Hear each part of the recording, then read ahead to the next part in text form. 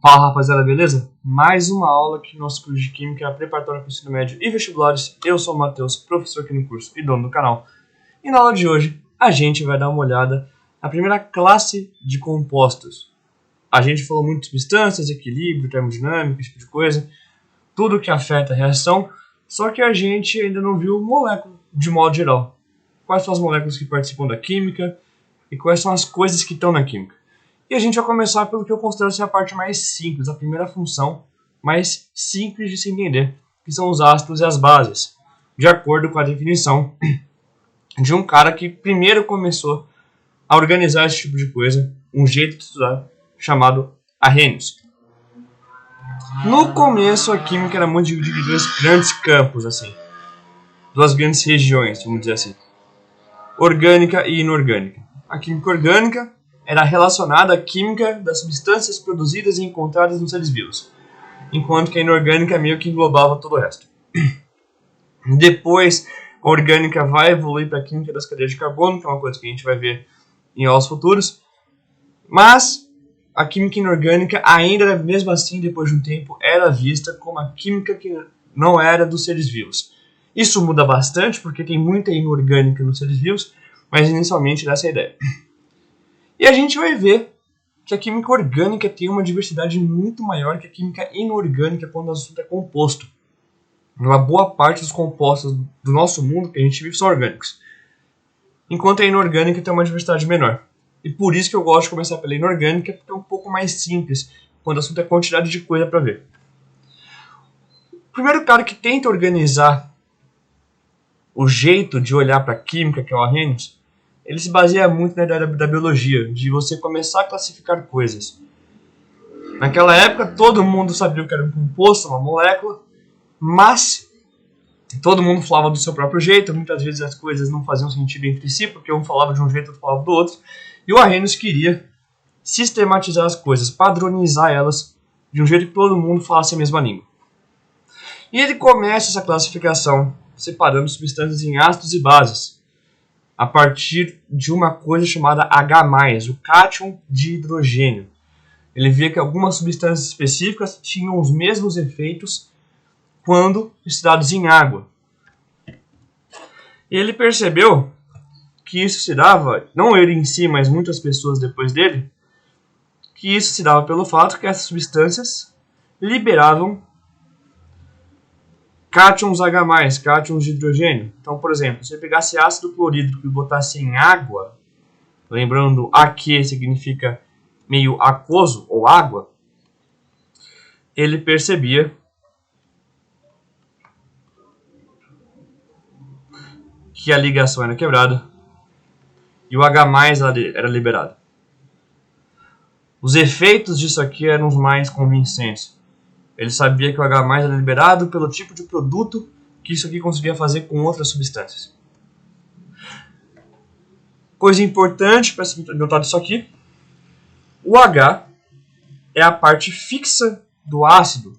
Todo ácido para Arrhenius libera H+. O H+ é fixo. O que vai mudar é a quantidade de H+ que um ácido vai liberar. Pode ser que libere 2, 3, assim vai. Segundo, o H é um não metal. O H é um não metal, ou um ametal, que é a mesma coisa. E se você pegar todos os ácidos mais comuns, ele também está ligado a outros não metais. Então, é uma ligação entre dois não metais. E a gente viu que o nome disso é uma ligação covalente. Uma ligação covalente não tem íons. Ligação covalente é baseada em você compartilhar elétron. A gente sempre pode ver o HCl, por exemplo, desse jeito aqui, ó. Deixa eu reescrever ele. Opa, você faz o Cl aqui e você pode desenhar os elétrons da ligação. Um do H, do hidrogênio, e o outro do cloro, do Cl. Eles estão compartilhando, e como em qualquer ligação covalente, não temos íons. Então, no nosso reagente, a gente não tem íon, porque a ligação é covalente, não é iônica. Mas, depois esses íons aparecem. A água vai separar, vai quebrar essa ligação para a formação dos íons. Esse processo é conhecido como ionização. Ionização é um jeito bonito de falar fazer íon. Por que a gente fala fazer íon? Porque a gente começou sem nenhum íon e agora tem íon. A gente produziu íons. Por isso que o nome é ionização. Aí você pode falar, pô, por que o H fica positivo e o Cl negativo? A gente tem que lembrar do que faz uma coisa puxar elétron ou não. E o nome disso é eletronegatividade. O Cl, por exemplo, é muito mais eletronegativo do que o H. Isso quer dizer que esses dois elétrons aqui vão ser puxados com muito mais forças pelo Cl e não pelo H. Ou seja, esses dois elétrons aqui, eles vão os dois para o cloro na hora que a ligação quebra. Com isso, o cloro consegue o elétron dele de volta e consegue um elétron extra. E elétron é carga negativa. Então, se ele conseguiu uma carga negativa extra, ele ficou negativo. E com o H, com o hidrogênio, aconteceu o contrário. Na hora que o cloro puxa esses dois elétrons, o H acaba de perder o elétron dele. E se quando você ganha um elétron extra, você fica negativo, quando você perde um elétron, você fica positivo. Do mesmo jeito que a gente viu com ligação iônica. E isso acontece com todos os ácidos. A diferença é que tem ácidos que podem liberar mais H+ do que os outros. Por exemplo, o H2SO4. O H2SO4 me mostra o seguinte, eu tenho 2 Hs para liberar. 2 H2. Eu tenho 2 hidrogênios. E dica que eu já te passo agora. Tudo o que está antes, né, o que é o H no caso, é o que vai sair positivo. Por isso que é H+. E tudo o que tiver depois do H, no caso aqui o SO4, vai ser a parte negativa. Que nem aqui com o caso do Cl. Coisa que a gente sempre fez nas últimas aulas, energia se conserva e carga também se conserva. A carga disso aqui é 0. Não tem nenhuma carga aqui em cima. Eu sei que a carga disso aqui é mais 1, porque tem um sinal positivo. 1. Mas aqui não tem nada, então é 0. Se aqui é 0, a carga, isso quer dizer que a soma de todas as cargas aqui tem que dar 0 também. Eu não posso aparecer com carga do 0, do nada. Vai ser uma carga nova sem nenhum motivo. Se no começo é 0, a soma de todo mundo, quer dizer que no final a soma de todas as cargas também tem que ser 0. E eu já tenho 2 cargas positivas, 2 H+. Então se eu tenho 2 positivas, a minha parte negativa tem que ter 2 cargas negativas. Então de novo, a soma das cargas não pode mudar. Se eu comecei com carga igual a 0, quando juntar todo mundo aqui tem que dar 0. Já tenho 2 positivas, porque são 2 hidrogênios, 2 H+ que eu vou liberar. Então a parte negativa tem que ser 2 menos. Para balancear as coisas. Agora a gente tem 2 positivas e 2 negativas. E a gente pode fazer isso para qualquer ácido. Não importa a quantidade de hidrogênios. Então, por exemplo, vamos fazer isso aqui junto. H3PO4. Eu tenho quantos hidrogênios? 3 H+. Porque é H3.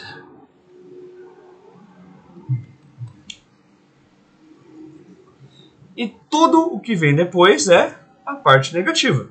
E o que vem depois é o PO4 mais PO4. Agora, eu já sei que ele vai ser negativo. Mas qual vai ser a carga dele? Quantas cargas positivas eu tenho? 3 positivas. E aqui a carga total é 0. Que número que com 3 positivo dá 0 é o menos 3. Ou 3 menos. 3 com menos 3 dá 0. E por isso que eu sei que a carga do PO4 tem que ser 3- nesse caso. Esse é o processo que a gente chama de ionização. E é o processo que leva à liberação do íon H+, que é a característica principal da classe que o Arrhenius chamou de ácido. No caso aqui, de novo, tudo que a gente fez até agora e reforçando que carga se conserva. Se antes a carga era 0, a soma de carga de todo mundo depois tem que ser 0 também. Eu poderia falar de nome agora, mas eu vou deixar para a próxima aula porque é uma coisa um pouquinho mais complicada e infelizmente não tem tanta lógica. Hoje em dia está sendo cada vez menos cobrado, isso é muito bom, mas tem gente que ainda cobra. Então eu vou deixar para a próxima aula o guia de como nomear ácidos. A nomenclatura de bases é bem fácil, ácido que é o complicado. Então eu vou deixar uma aula só para nomenclatura, porque eu sei que muita gente se enrola e eu vou dar uma atenção especial só nisso. O que eu vou fazer agora, aqui nessa aula não envolve nomes, só escrever o nome das estruturas e das formas. Essa aula aqui não vai passar por nomes, só a próxima. E para acabar essa parte de ácidos, o Arrhenius ainda vai além e separa os ácidos em duas classes. Ácidos que têm oxigênio na composição e ácidos que não têm oxigênio na composição. Os ácidos que têm oxigênio na composição ele chama de oxiácidos. Ácidos com oxigênio. E os ácidos que não têm oxigênio chama de hidrácido. Ou seja, só a única coisa que tem de especial é o hidrogênio ali. Não tem nenhum oxigênio no hidrácido. O que a gente pode falar disso aqui, e é uma coisa que geralmente cai, eu geralmente não cobro em aula minha, mas tem outro que cobre, é a força dos ácidos. Saber qual ácido é forte e qual ácido é fraco. Tá? A gente podia, de novo, olhar, se a gente fosse fazer uma coisa séria, ver a constante de equilíbrio e ver qual ácido libera mais produto. Lembrando que um dos produtos é H+. E o que eu quero falar por força de ácido? O que caracteriza um ácido é a capacidade de liberar H+. Então, um ácido forte libera H+, com muita facilidade. Um ácido fraco libera com muita dificuldade. Só atentando para o fato que isso daqui, o fato que o H2SO4 libera 2H+, mas por proporção, e o HCl libera um só, não tem nada a ver com força. Isso aqui quer dizer o seguinte: se uma molécula de HCl se ionizar, vai liberar um H+. E se uma molécula de H2SO4 se ionizar, 2H+ vão ser liberados. Mas pode ser que o HCl ionize muito mais fácil do que o H2SO4. Pode ser que a cada 100 moléculas, se eu tivesse 100 moléculas de HCl, 90 iam fazer isso. Eu ia ter 90 H+. E pode ser que se eu tivesse 100 moléculas desse aqui, eu tenho uma dificuldade maior de liberar esse H+, eu acabo só com 30. Isso aqui me fala que se uma molécula de H2SO4 se ionizar, eu vou ter 2H+ sendo liberado.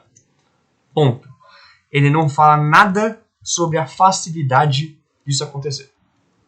Nada, nada, nada. No caso, se a gente fosse fazer uma coisa um pouquinho mais precisa, a gente ia ver a constante de equilíbrio e ia lembrar que o H+, é a quantidade de H+ liberado, que é a coisa que determina se um ácido é forte ou não. Tá nos produtos, poderia ver a constante de equilíbrio e ver qual é maior, qual libera mais produto. Muitas vezes isso não é passado, não sei porquê. Então eu vou mostrar para você um jeito mais tranquilo de lembrar. Primeiro para os hidrácidos. Os ácidos sem oxigênio na composição. Quais são os fortes? Essencialmente HCl, HBr e HI. Todos aqui da família 7, se você olhar a tabela periódica. Ou seja, esses ácidos aqui vão liberar H+ com facilidade. São muito bons para liberar H+. E quais hidrácidos são fracos então? Todo o resto.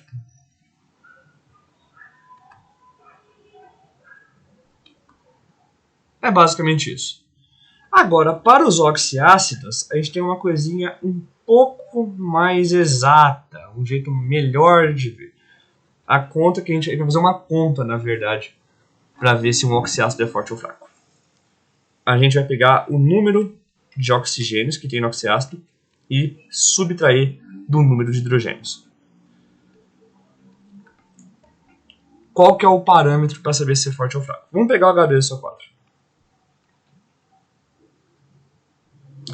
Na verdade, deixa eu escrever o parâmetro primeiro que é mais fácil. Se o número de oxigênios for maior que o número de hidrogênios, na verdade, o número de oxigênio menos o número de hidrogênios for maior ou igual a 2, perdão, o nosso ácido é forte.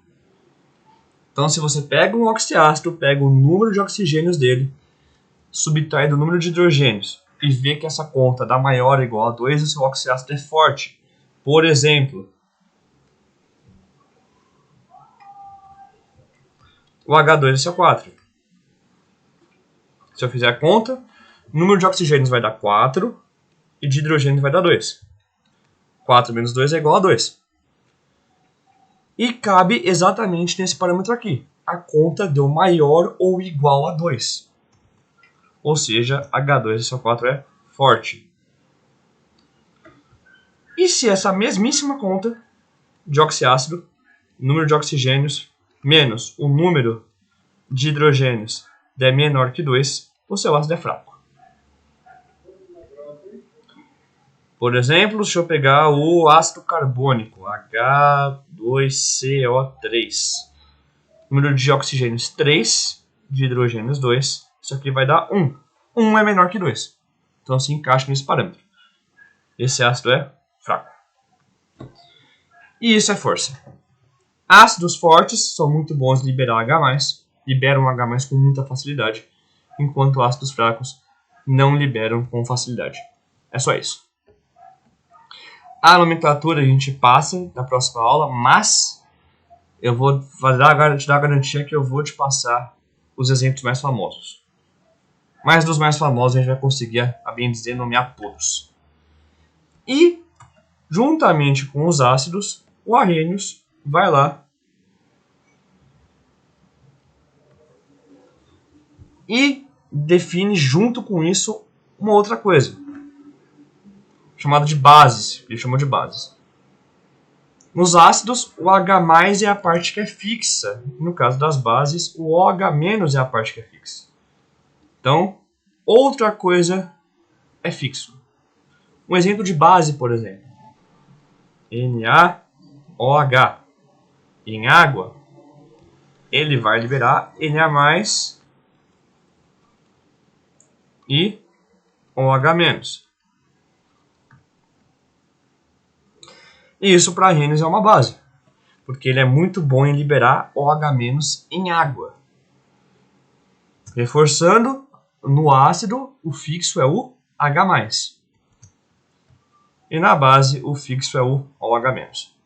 Se a gente for ver a ligação, a gente tem um oxigênio do OH interagindo com um metal.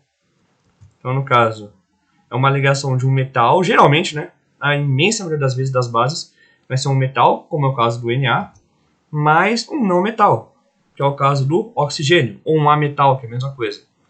E metal com ametal dá uma ligação iônica. Isso quer dizer que a gente já começa com íons. Já tem íons aqui, que é a ligação iônica. A gente já começa com íons e a gente só separa esses íons.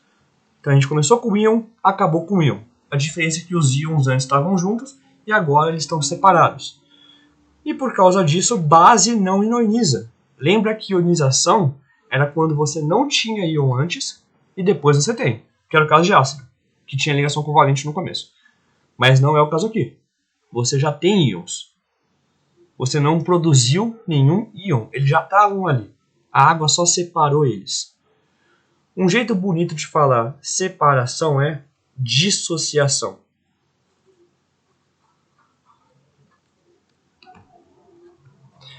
Ou seja, bases dissociam e ácidos ionizam. Por quê? Porque base já tem uma ligação iônica, já tem íons, e a água só separa.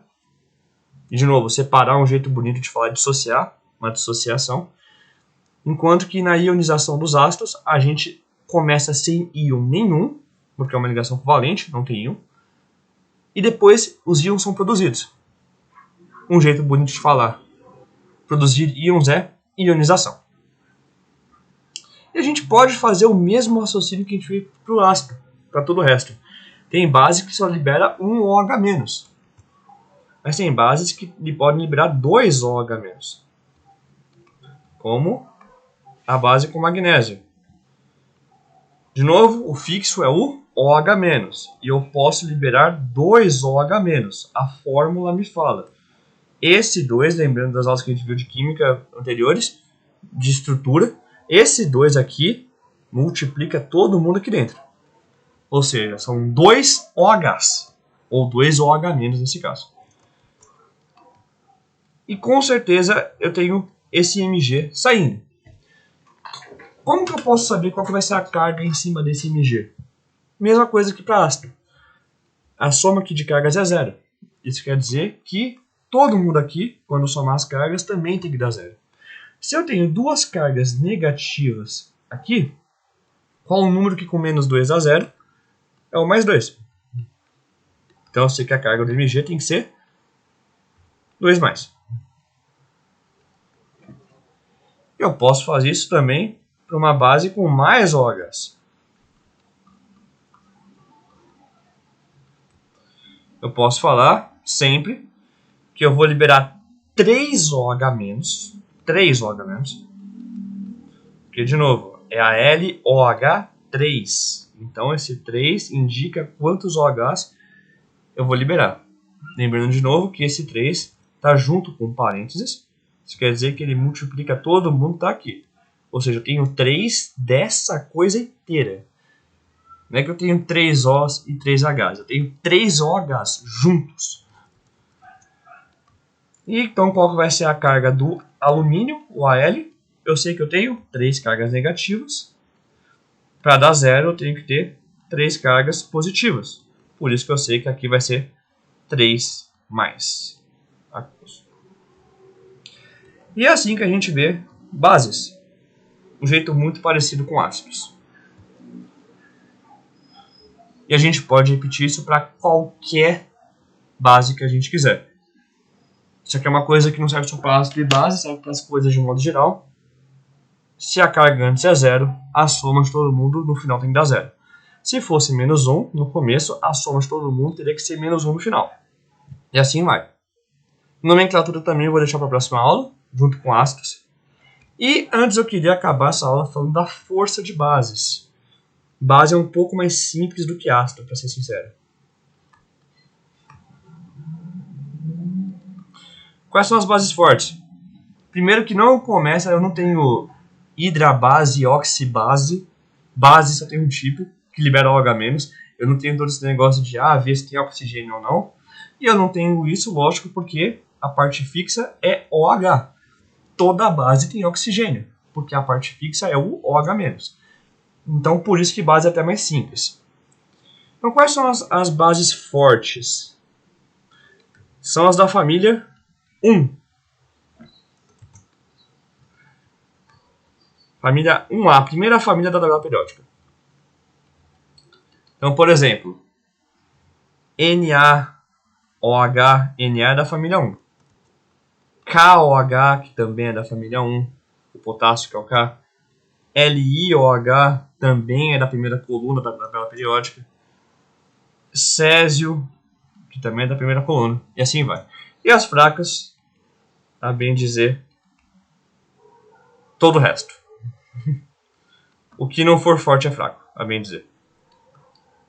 Então, se for uma base da família 2A, por exemplo, o Mg é o H2, o Mg está na segunda coluna da tabela periódica, e assim por diante. Tem o alumínio também, que está na terceira coluna, também é fraco, libera OH- com dificuldade. No caso aqui, o quesito de força é a mesma lógica para ácido, Se um ácido forte é aquele que libera H+ com facilidade, uma base forte libera OH- com facilidade.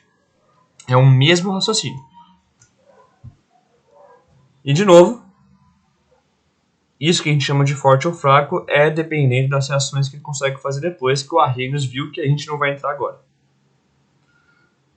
Mas o quesito de força, o critério é exatamente o mesmo. Se o que é fixo no ácido é o H+, então um ácido forte é aquele que libera H+ muito bem. E aqui estão os parâmetros para isso. E se o fixo da base é o OH-, uma base forte é aquela que libera OH- com muita facilidade. Então, o que a gente tem que sair daqui sabendo? A química inorgânica ela vai estudar esses compostos que inicialmente não estão ligados com cadeias de carbono ou substâncias dos seres vivos. Isso mudou muito no século XX, no século XIX, mas inicialmente para Arrhenius, que é a definição que a gente usou, a gente vai começar pensando nisso. A gente tem 4 tipos de classes de compostos inorgânicos principais. Ácidos e bases, que a gente viu nessa aula, e sais e óxidos, que a gente vai ver nas próximas aulas. E pela definição do Arrhenius, que é uma das definições de ácidos e bases, os ácidos vão liberar H+ em água e as bases vão liberar OH- em água. Gente, essa aula fica por aqui. Obrigado quem ficou até o final. Se você gostou, se inscreve aqui no canal, compartilha com alguém que sempre tem dúvida nessa parte de ácido e base. E se você gosta de ciência e quer aprender química de jeito melhor, aprender mais ou menos tempo, eu tenho o Instagram. Dá uma olhada lá, @prof.matheusgaldino, em que eu posto coisa quase todo dia, tentando ajudar vocês a entenderem química de um jeito um pouco mais inteligente. Gente, essa é a aula de hoje. Espero que vocês tenham gostado. Vejo vocês na próxima aula de nomenclatura de ácidos e bases. Até mais.